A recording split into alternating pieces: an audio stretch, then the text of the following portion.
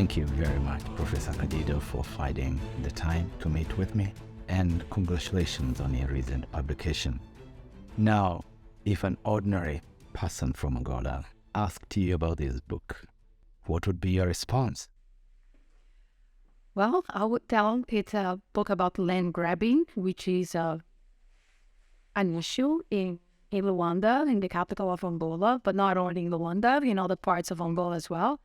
And this is an issue that affects other parts of the continent. So I know that this has real repercussions for people who are living now in different parts of Africa. And what I'm interested in this book, in what I would tell anyone who I meet and ask me about the book, is that I realize that this history of land grabbing is not a recent one. So we tend to think about people being removed from their land, removed from the area they occupy, to give space to progress, to major bridges or roads or improvements as something that only affect people in Africa in very recent decades. And what I become interested in telling a longer history of this process of dispossession and thinking in similarities about colonized people who have faced these questions of dispossession, of being removed from their land for a long time.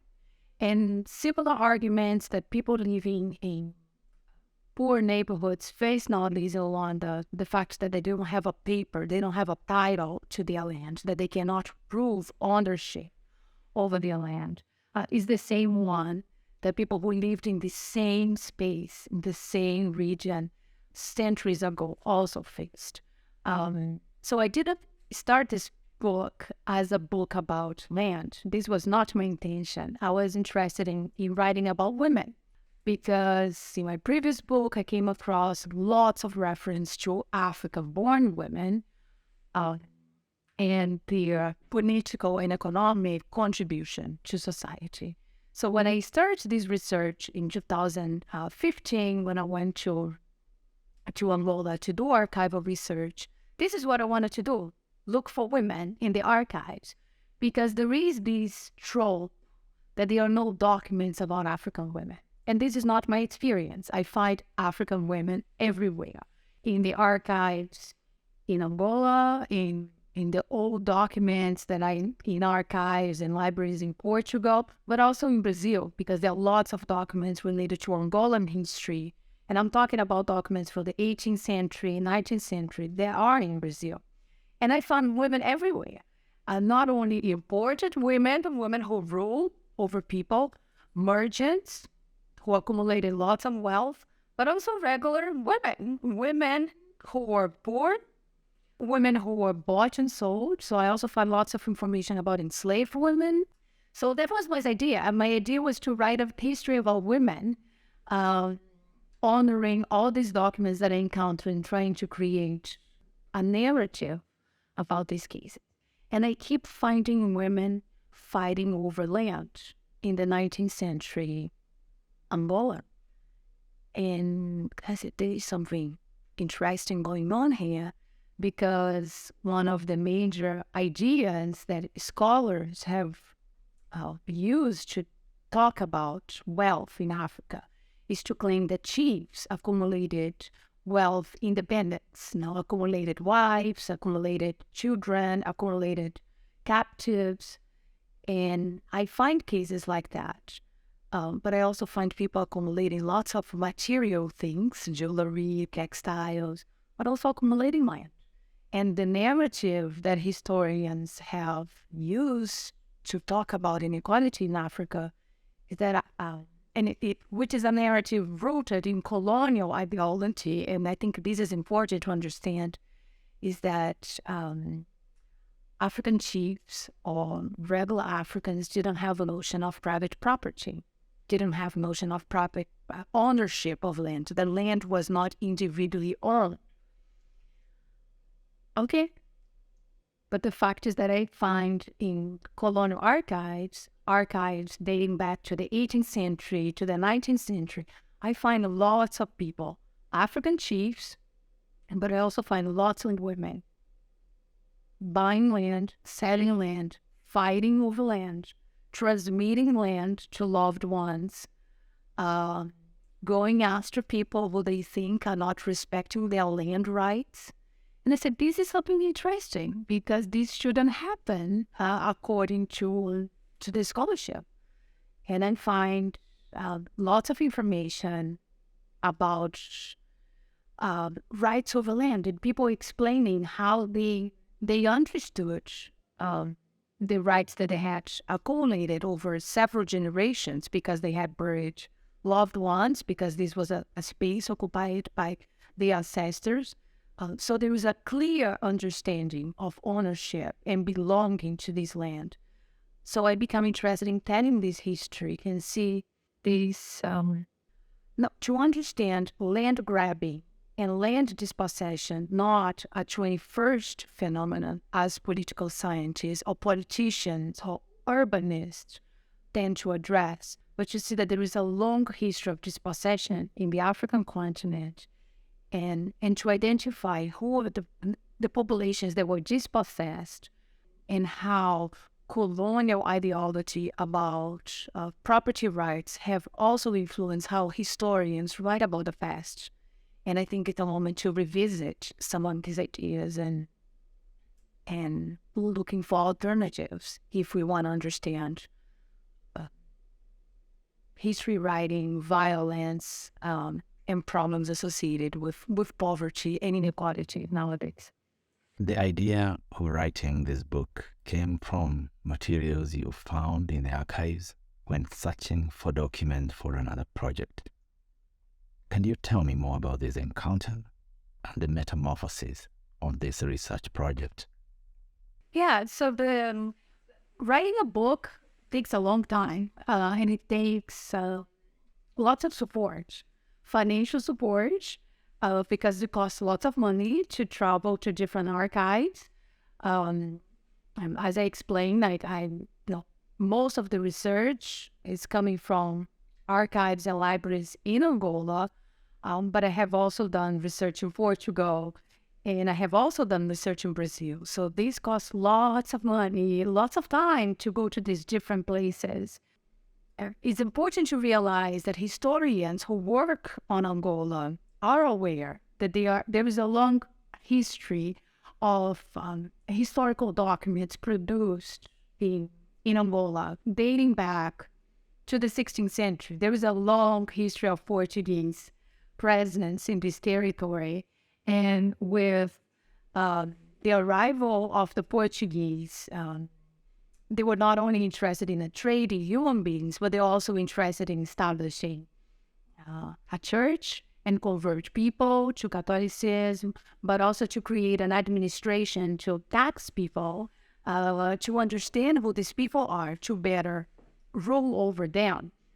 And in the process of doing that, there is lots of data collection and creation of reports, taxation records, baptist records, marriage records, and all of these pieces together, they provide a richer history of West Central Africa, one that allows historians to move from a history of only chiefs and rulers and kings and include other different historical actors. So we know how exactly assets produced. We know about mining dating back to the 18th century, 17th century. We know about the techniques related to mining in this region.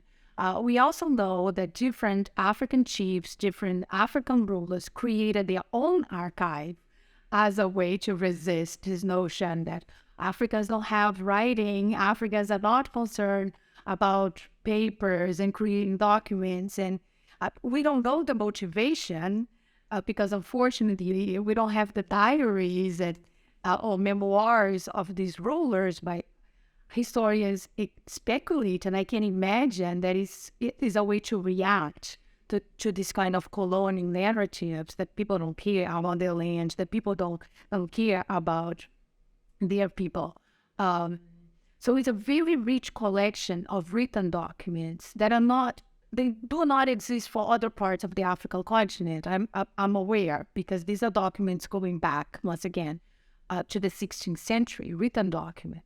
On top of that, we also have lots of oral traditions that were collected in more recent times, but also by these early missionaries, also by these chiefs who eventually learn Portuguese and also start recording their own histories. So we have documents available in Portuguese, many of these documents with lots of Kimbundo, Ubundu words, and they do provide a very rich history of this region going back to several centuries. And this makes the life of historians easier in a way and more challenging because these documents are dispersed in different parts of Angola. And how I came to the history of this book is that I was explaining, this started as a book about women, and eventually I realized that I could not understand how women accumulated wealth, how women accumulated land, if I didn't understand how men were doing it. I cannot write about women, as historians should not write about men excluding women. So this is what I try to do, is like to understand women's notions about land rights, land use, land transmission. I had to understand how chief to define these rights, how African men define these rights, and so on. But I also realized in the process that historians tend to write about the slave trade, about slavery in Africa, and about land, as if these are different issues happening at different moments and different historical moments in different centuries.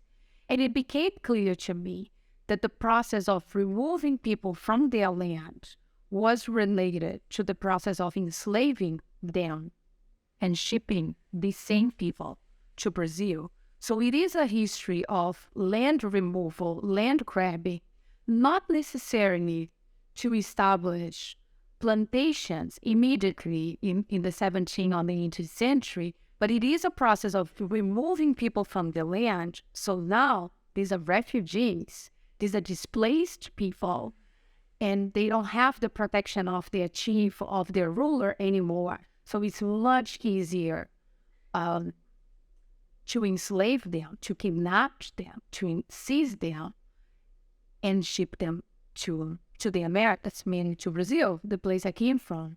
So in many ways, this is also a history to understand the people who arrive in Brazil from the 16th century to the 19th century, and their understanding of land rights, their understanding about wealth, their understanding about cosmology, how do they relate to the ancestors, how do they accumulate things in their lives.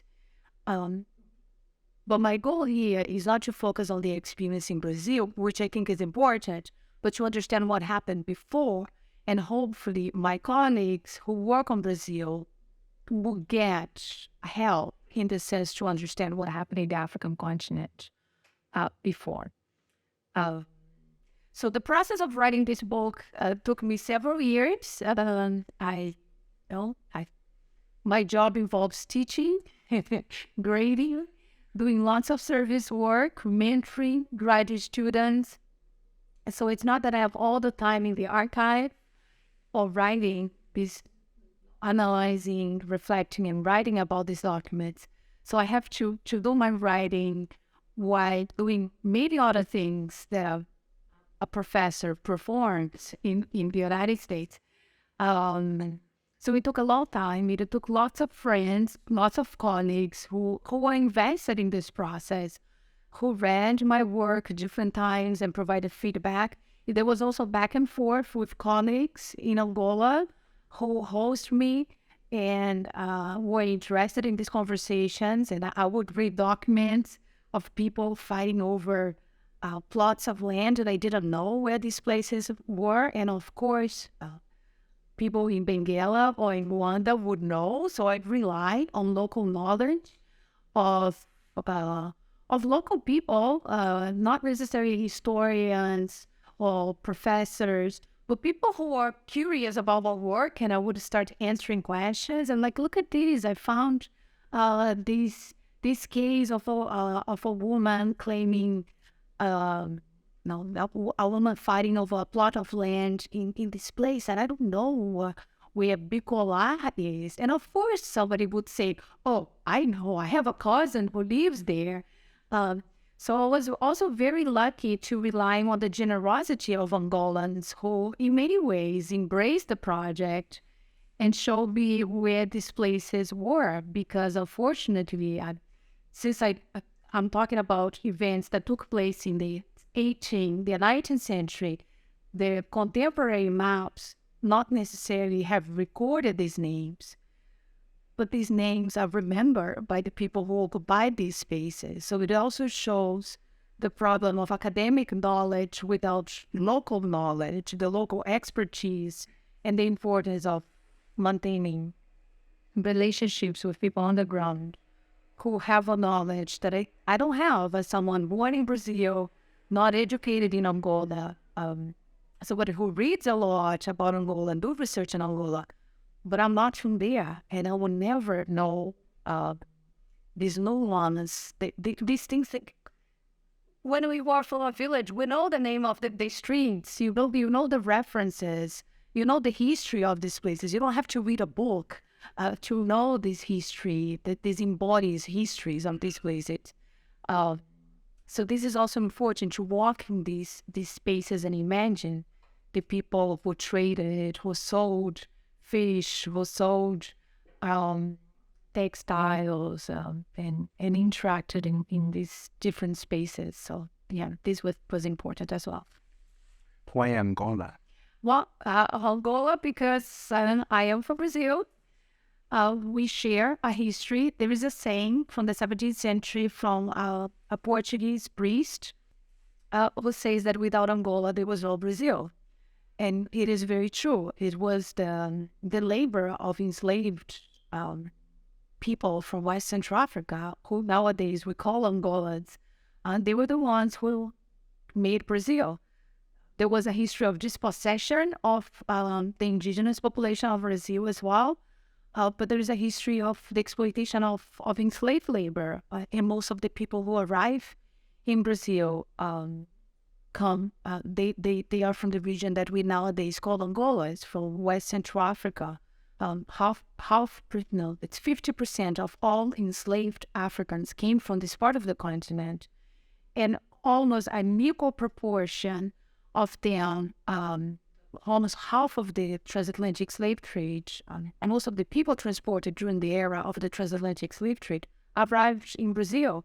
So this is a history of the South Atlantic, of people moving, not only enslaved people arriving, but there is also a movement of free West Central Africans, people moving back and forth, merchants, wealthy merchants who sent their children to be educated in Rio or educated in Salvador, and they came back. There was also the history of powerful women who also moved back and forth between ports in Angola and ports of Brazil. So there is a connection that predates the independence of Angola and the fact that Brazil was recognized the independence of Angola early on, or solidarities that were established later on after independence, after democratization in Brazil, when President Lula was elected the first time, and the importance that it had, his visit to the African continent and the recognition of the debt that Brazil has to different populations in Africa. So I'm also interested in recognizing these exchanges that predate the 21st century, and in many ways shape the histories of Brazil and Angola. Many of the people who run the transatlantic slave trade were people born in the colony of Brazil. The slavers, the people who bought human beings, they came from Brazil, and they were born in the colony of Brazil. They were not necessarily Brazilians because Brazil did not exist as an independent state, but they were shaped by the experience in a enslaved society in Brazil. And when they arrive in Angola as soldiers or colonial governors or merchants, they are shaped by their experience in Brazil. And in many ways, it is an ongoing dialogue of free, but also of enslaved people crossing this Atlantic in different directions. I also think it's important to acknowledge that the movement is not only from Africa to Brazil a single time, but it's people who are, the minute that they acquire freedom, they are people who go back. There were people who travel back and forth doing trade, buying people. There are people who have families in different parts, in different ports of the Atlantic. So this is a history that connects us, and we need to have these partnerships and to understand that there is a long history between these two countries. So for me, as someone born in Brazil, the history of Angola is part of my history.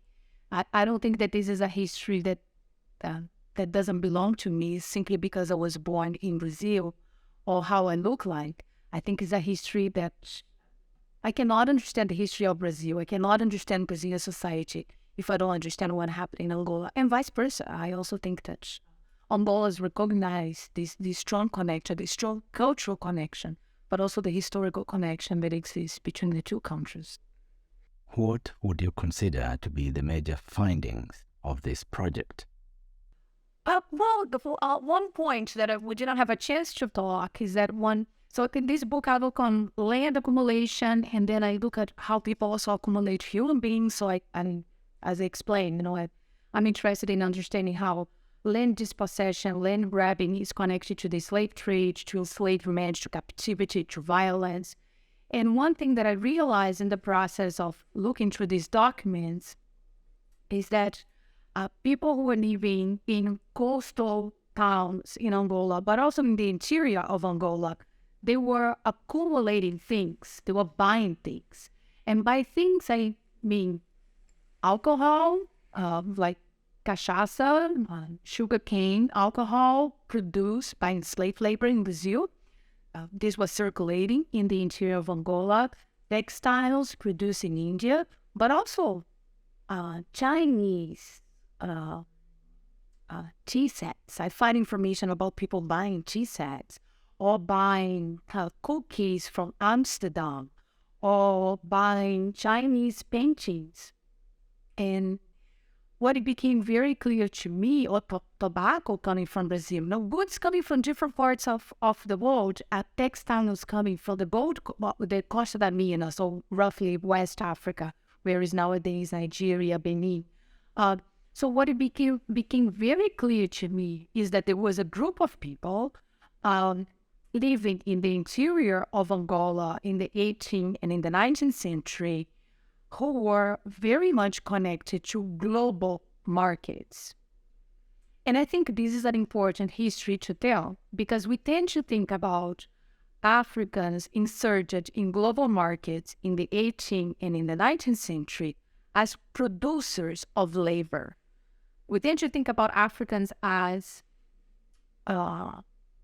inserted in global economies when they arrive in the Americas to work or to be forced to work in sugarcane cultivation or cotton cultivation or coffee, you name it, in different types of cash crop economies in the Americas.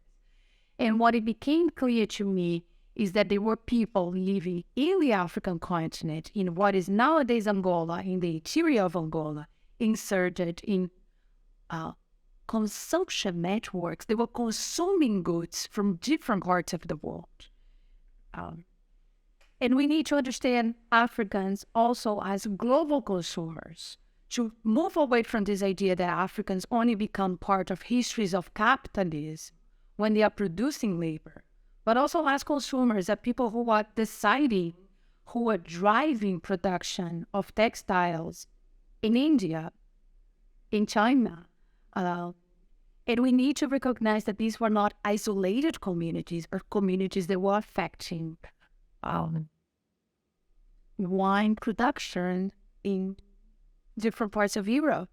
So in many ways, their desires for things, the desire to consume things, might have affected the lives of people who never imagined that they were producing a manufactured good that would be consumed, let's say, in Kakonda nowadays, 200, 300 kilometers inland from the coast of Angola in the 19th century. And we have evidence that these circulations happen. So for me, it's also important to include Africa in histories of global capitalism, not necessarily as dispossessed or victims of this capitalism, but also as historical agents and as people who affect the production of goods in other parts of the continent. So this is also the last chapter of the book that is not about land, it's not about people, but interested in how these histories of accumulation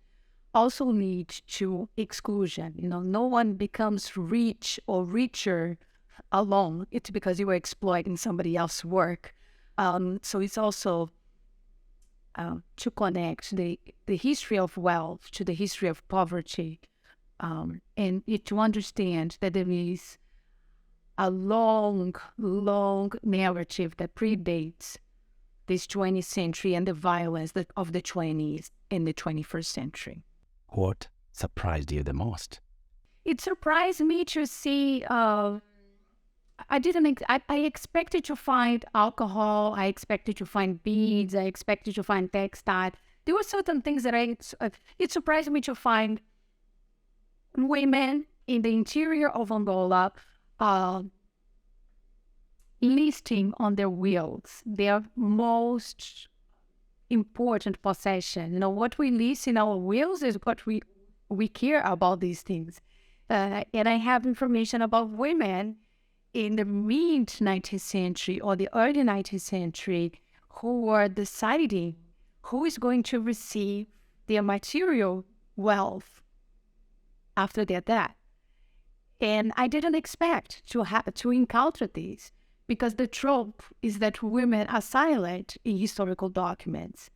And I find the opposite. I find the women are not necessarily producing these documents. They are not necessarily writing their wills, but they are expressing their wishes. They are not passive subjects. They are very active historical actors, and they are deciding what is going to happen to their things, what is going to happen to their house, what's going to happen to their children, who is going to receive the cherished tray or the plate they had, or the Catholic saints, images of Catholic saints. I also find information about this, or their jewelry.